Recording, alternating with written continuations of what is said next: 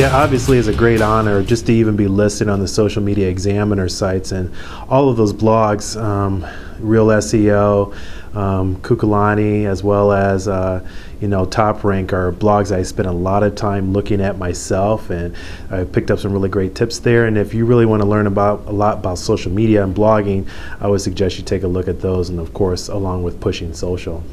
I initially started Pushing Social as kind of a protest blog. I felt that when I was listening to a lot of the conversation around social media, maybe April, May of last year, I felt like there wasn't a lot of conversation around the metrics and some of the business objectives required of social media. So I started Pushing Social, and you can kind of get it from the name, to really push my colleagues and other people in the industry to really deal with the business aspects of blogging.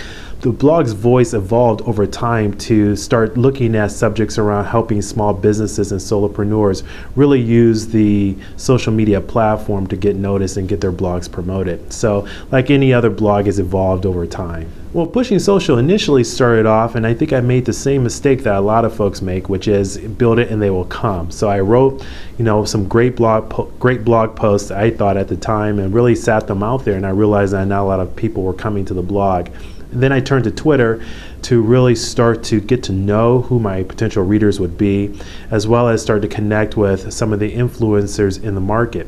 And then from there, I started to aggregate a following on Twitter, and then naturally those followers followed me over to Pushing Social and started to read my blog posts. And from there, it just grew organically.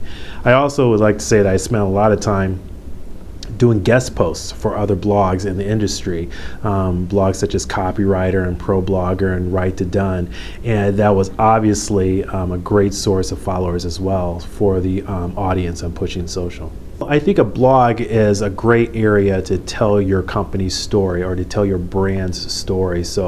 And I've seen that a blog platform allows for commenting, sharing via retweets, and I think that probably should be at the core of a lot of the social media efforts for a larger company. I think that's key. At Fluency, we really deal with optimizing a blog platform or your social media platform, finding the things that work and really pressing the accelerator and making sure that you can leverage a lot of the success factors. So in the case of Pushing Social, I found that Twitter was a way to really grow the audience base. So I really optimized how I use Twitter to do that. And a lot of those tactics is the things that we work on here at Fluency. So I would say that my day job has really been important in terms of having a good best practices base.